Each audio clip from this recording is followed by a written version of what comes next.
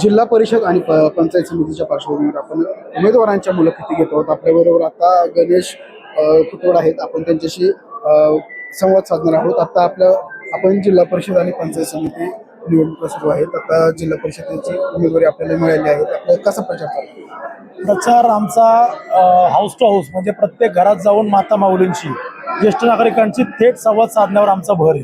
म्हणजे मोठ्या सभा मोठे असे रोड शो याच्यावर नाही, फक्त आजच्या एवढ्या दिवसामध्ये आजची ही पहिली कोपरा सभा माननीय आमदार शंकरभाऊ मांडेकरांची पार पडली। त्यामुळे थेट जनतेमध्ये जाऊन लोकांपर्यंत 1 to 1 भेटण्यावर आमचं जास्त भर आहे। वेळू नसरापूर गटामध्ये प्रमुख मुद्दे काय आहेत विकासाचे? काय नागरिकांच्या समस्या आहेत? वेळू नसरापूर गट पाहिला तर भोर तालुक्यातील 4 जिल्हा परिषद गटांपैकी पुणे शहरापासून हाकेच्या अंतरावरचा सगळ्यात जवळचा जिल्हा परिषद गट, परंतु इतर 3 जिल्हा परिषद गटांच्या तुलनेने या वेळू नसरापूर जिल्हा परिषद गटातील बरीच विकास कामं ही आजपर्यंत झालेली दिसत नाहीत।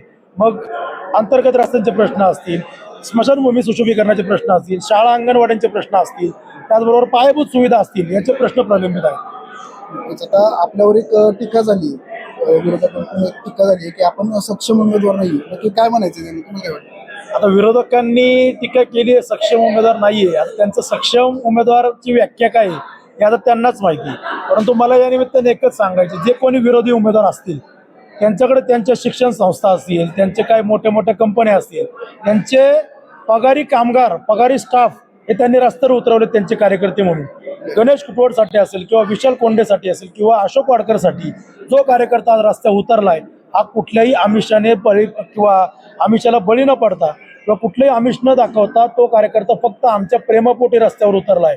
त्यामुळे इतर लोकांनी जे सांगतायत की सक्षम उमेदवार नाही, हे त्यांनाच माहिती ते कुठल्या दृष्टीने सक्षम उमेदवार म्हणतात। नक्कीच आता तुम्ही प्रचार दौरा करताय, यामध्ये आपल्याला भरपूर समस्या जाणवल्या। आता तुमचा अजेंडा काय असणार आहे? पहिलं तुमचं काम काय असणार? आमचं पहिलं काम असणार आहे ते म्हणजे आपल्या भागातील अंतर्गत रस्ते बऱ्याच गावांमध्ये नाही आहेत। पाणी पुरवठ्याच्या योजना ज्या होत्या त्या नादुरुस्त आहेत, बऱ्याच ठिकाणी अनेक ठिकाणी त्या अडचणी आहेत। स्मशानभूमी सुधारणाचा एक माझ्या दृष्टीने एक महत्त्वाचा मुद्दा वाटतो।